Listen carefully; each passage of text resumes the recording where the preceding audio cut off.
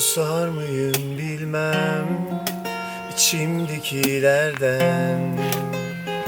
Yalanların en kötü zaten. Zaafım var bu olanlara senin yüzünden. Ağlıyor gönlüm sanki bir sürgün.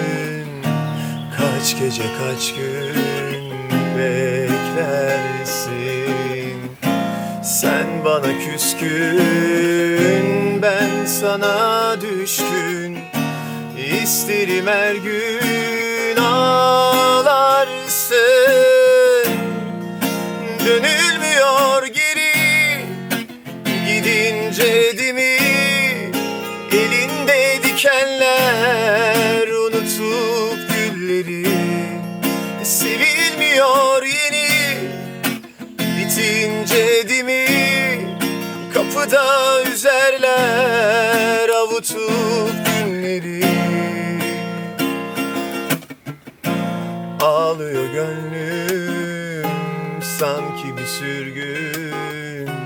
Kaç gece kaç gün beklersin. Sen bana küskün, ben sana düşkün. İsterim her gün ağlarsın. Dönülmüyor geri gidince değil mi? Elinde dikenler unutup gülleri. Sevilmiyor yeni bitince biri. Kapıda üzerler avutup günleri.